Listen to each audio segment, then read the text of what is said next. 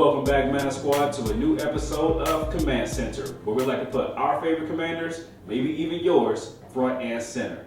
What do we play, Hadoken? Well, we play our favorite format here. It's called EDH. EDH. If you're not familiar with what that means by now, it stands for evenly distributed hate. That's right. We give it to everybody, like a slice of the pie. You get some, and if your mama's sitting down, she gets some too. There's definitely enough hate to go around the table. Even little kids can get it. All right. So today, I want to break convention. You know what? We've been doing this for a minute, right? We've been doing this for a hot second. We've been doing this for a minute. I'm gonna reveal today, even to you, why we started this channel. This deck that we're gonna talk about today is why I was like, Hadoken, we need to start a commander channel because people need to know about this. Okay, tell them who it is. Today we're gonna be talking about Haru, Fist of Krosa. Now, I have a couple of things personally I don't like about this deck. My first thing is it's mono green. I hate mono flavored decks. I think it's stifling. I think it's restrictive. I think once somebody knows what color plan you're on, they can easily tear you down to pieces. Which is why Haru, Fist of Krosa is coming in with some extra surprises. You better come in with some help, because if you come in with green, I already know how to stop it. Today we're talking about mono green mill. I'm sorry, what? Mono green mill. Okay, see, one thing I don't like for you to touch is my lands and my deck. Because those are the two things that make me come across the table. So what are some of the things that's featured in this deck? First, we need to talk about Haru. Okay. All right, it's one of those underrated, it's one of those commanders people don't really touch that much. All right. So tell me about them. All right, this came out during those weird times when they were trying to experiment with magic cards, especially in the design. Yeah, well, they had the casting costs on the On the side. side over here, and then You didn't know what your commander cost. You like, maybe this is enough. I just gotta pay two, right? No, it's lands up there. Oh, I'm completely. All right. Anyway, so Haru, Fist of Krosa, 2 green and 3. Pretty high cost for a commander. He's quite in the mid It's range. fine. It's green. But he does come with a 4 body, 4 booty. That's true. That's true. He's coming in swinging. Text that's important. Whenever a forest comes into play, green creatures you control get +1/+1 and gain trample to the end of turn. So this was landfall before landfall. This is super landfall. All right. Ignore the last part on it, the grandeur part. It's not commander related. All right. That's just for. Yeah. Don't worry about that.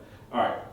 So you see where we're going with here, right? I see what you're doing. I see you get him on the bed, you get him on the board, and you start ramping. I get it. Yeah, you ramp hard with this deck. I mean, you build your board up, throw some tokens out there, get your green monsters out there. Hire Tony Hawk and just start ramping.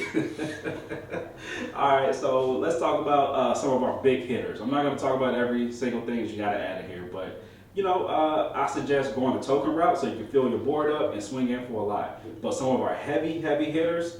Got to talk about Wolfir Silverheart. Never heard of him. Is a wolf warrior, 2 green and 3. Loving it. 4/4, just like our commander. 4 body, 4 booty. Actually, they're pretty similar when it comes to casting. All right, but it has Soul Bond. Sorry, never got the concept of soul bound. What does it do? So Soul Bond is you can pair it up with another creature on the board. Okay. Either when that creature can be on the board first, or that creature come in after, and you can just pair it up with this creature, and you get a special ability. Okay, cool. So what's that ability? The Soul Bond ability with Wolfir Silverheart is as long as it is paired with another creature, each of those creatures gets +4/+4.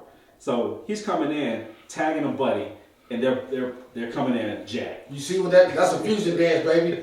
Ugh. What? Now he comes in with an 8 body, 8 booty? That man's coming in swinging. That's right. Another creature we want to talk about with buffing, buff the whole board, Thunderfoot Baloth. Okay, now let me explain this card. I've experienced this card personally, so you need to listen to this. Well, as soon as this card touches the table, if you don't have removal, flip the table and run. Explain to them why. 2 green and 4. Okay. 5/5. All right, it's coming in as a big beast. It has trample already. It has Lieutenant. Lieutenant says that if you control your commander, Mm-hmm. Thunderfoot Baloth, and all other creatures you control get +2/+2 and trample. Mm-hmm. You get a 2 boosts to the body and 2 boosts to the booty. That's right. So it can come in as a 7/7 potentially if you control your commander. And buff up all your other creatures. And they all have trample. That's right. They coming over the fence. Ain't no stopping them. Just another quick creature I want to throw out. This is Oran Reef Hydra. Of course, it's a Hydra creature. 2 green, 4. 5/5 trample Hydra. 5 body, 5 booty. What does he do? Landfall. When a land enters the battlefield in your control, give it a 1/1 counter. If it is a forest, put 2 1/1 counters on this guy. Wait, hold on, that's a little. Hold on, that's a little degenerate. All right, that's a little degenerate. I kind of know where this is going. No, okay. I tell you, the right hand is gripping the table. The left hand is about to flip it. So imagine having your commander out, casting this guy, and then you just drop a 1 forest. Or Reef Hydra will get +3/+3 during that turn and trample. I'm not liking where this is going. So these are just my heavy hitters. This is just a few heavy hitters in the deck. You know what I'm saying? So we got to get to the crux of what this deck is doing. Okay, now what's the chair that's supporting this? So one card I want to give a shout out to. I just actually recently came across this card, added it to the deck. Technically, I want to call it the Secret Commander. I may even switch them out just to see how they do. Okay. Maybe it's going to pilot the deck one day. Patron of the Orochi. Wait a second. What was that last part? Orochi. I'm not liking this. Like Orochimaru. No. What set did this come from? Like Orochimaru. What set did this come from? You know where it came from. I'm not. What set did it come from? Say it. Kamigawa. Let me tell y'all about this, man. You know what I'm saying? Why it's probably in the deck? Because it's probably a trash card. Tell me what it does. It probably does something stupid. So 2 green and 6. It's kind of big. Okay. But it has snake offering. You can offer up a snake to reduce the casting cost and cast it at instant speed. But, you know, let's say we don't have any snakes on the board. Wait, talk about instant speed commander. Oh, wait, is that real? Okay, whatever. Keep going. 7/7. Uh-huh. All right, it's big. But Okay. I want it for its activated ability. Not for the fact that it's a 7 body, 7 booty. No. Tap it. Okay. Untap all 4s and all green creatures you control. Play this ability once each turn. It's a Seaborn Muse. Sort of. Before Seaborn Muse was a Seaborn Muse. Couple more heavy hitters. I'll be remiss if I didn't mention this one. Goreclaw, Terror of Kalsima. No. All right, this is new. If you don't know, Goreclaw is the reason I don't go camping in the woods. All right, it's a bear. It's a big bear. It's a bear. 4 body, 3 booty. Uh-huh. But that's not the important part. Green and 3 to cast it. Okay. Creature spells, power 4 or greater, cost 2 less to cast. 2 lists. Ooh, all right. So you telling me my commander could come in cheaper? You know that instant speed commander? He's just flying on the board, willing for Nillifer. All right, but we talk about Baru as a commander today, though. All right, so Baru is already coming in cheaper because his power is already great. It's 4 or greater. All right, so it'd be 2 less to cast. When Goreclaw attacks, each other creature you control power 4 or greater gets +1/+1 and trample. I thought it was only one of them. Each? No, each. Just cheating. Just cheating. So we see Baru buff up your board, swing in with Goreclaw. They getting even bigger one more time. Lance hit the table. They get even bigger. This is the steroids deck, people.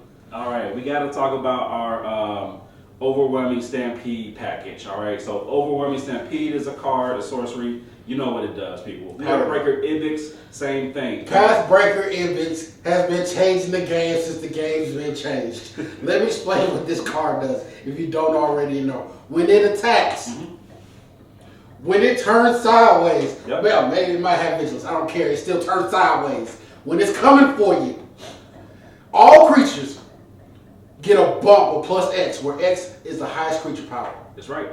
We rocking 7/7 bodies and booties over here. That means all creatures are getting them. Not mentioning the Rampage and Bailoff is on the table. You didn't Warfare Silverheart.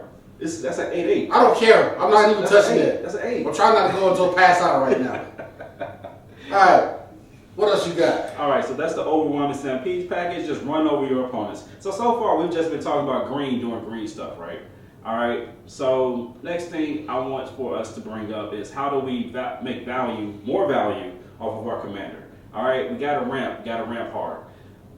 Ranger's Path, Boundless Realms, Cultivate. That even does it.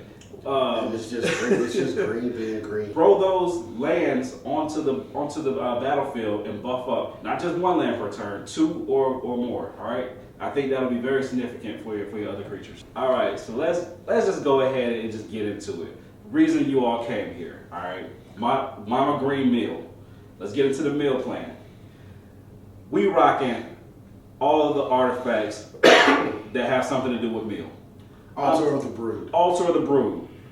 Anytime a permanent comes in, everybody's milling at the table. Get on that mill play. Oh, I'm sorry. Are you dropping multiple lands per turn? I'm sorry. Are you generating enough mana to cast a bunch of creatures this turn? Permanents. Alright. Next thing we got. Decimator Web. Never heard of it, but it sounds disgusting. Cost 4, you pay 4. Target opponent, get ready for this. Loses 2 life. Get a poison counter. Put the top 6 cards of their library into the graveyard.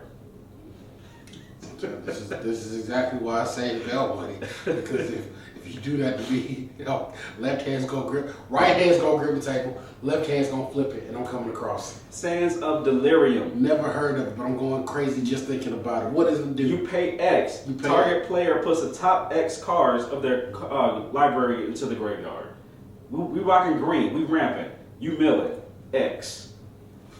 We Millie Rock on every block. X is gonna give it to you. That's right. This is the Bill plan. We gonna Millie Rock on everybody's deck. That's how we gonna get down. Next thing we gotta talk about Mind Crank. I don't even know what Mind Crank does. Tell them what Mind Crank does. 2-drop artifact. Remember all that trample damage we're doing and how big our creatures are getting? You mill it based on how much damage you're taking. You Millie Rocking. Your whole deck is just Tell them, wait, I don't think they can handle it anymore. I think we might be done. Insult the injury, trepidation blade, equipment. When you attack, when a creature attacks. Let me guess. You Billy Rocket. How much are you billing? When they attack, they reveal cards from the top of the library until they reveal a land. Put all of that into the graveyard, and then that creature gets that buff based on the number of cards revealed. Okay. We haven't even hit the stupid part yet. What's the dumb part? This about to get so dumb. We about to get kept back in second grade. What's the plan? Altar of Dementia. Hold up. It's getting demented. What would it do? 2-drop artifact. Sacrifice a creature. Target player. Let me guess. What do they do? What do they do, Sam? What do they do? They Billy Rock, ain't they? They mill the number of cards from the library equal to that creature's power that you just sacrificed. On every block. We're buffing up creatures all day long. All I know is we can keep doing it. Last one away. We got any more for him? We got one more. Oh, what we got for him? Mesmeric Orb. Hold on, wait a second. I know what this card do. Really? Tell me what it do. Billy Rocket. Anytime a permanent becomes untapped, that permanent's controller puts that number of cards from the top of the library into the graveyard. I seen him playing this deck once, and I knew he was playing it because when I walked by the card shop, he used to stand on top of the table, just Billy Rocking. All his opponents just sitting there crying. So here's the tricky part about Mesmeric Orb. This is self-milled as well, all right? Okay. We're playing green, so we're doing a lot of tapping, a lot of creatures swinging. It doesn't matter. There's plenty of cards that help refill your library back up. We got cards that hit the bin that says automatically reshuffle. That's right. You got Gaia's Blessing that does it. You got an Eldrazi that does it. You got an Elixir of Immortality when it's on the board. Gain 5 life, shuffle your library. Do it again. Don't be afraid to mill yourself. That's all I'm talking about. All right. So, you know what? I think we did enough. I think we did enough. We broke the mill. Every block. Doing it. Thank you guys for joining us for this episode of Command Center. This one got crazy. Like I said, if even if I didn't consult you, I probably would have started this channel because of this deck, and then I would have brought you in later. I mean, this one, man. It's savage. It's beastly. It was raised in the forest by wolves. That's right. Maybe Goreclaw was there. Like and subscribe. We have a lot more content and a lot more new content coming for you guys. Just that's right. We're ramping it up. We've heard all your requests. We have some. I think it's going to be very fantastic, if I say so myself. So be on the lookout. I would say probably early February we're going to release all of our new stuff, and keep telling people about us. We appreciate all the new subscribers.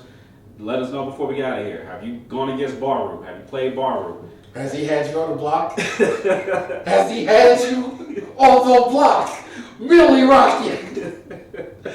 Y'all take it easy. Peace.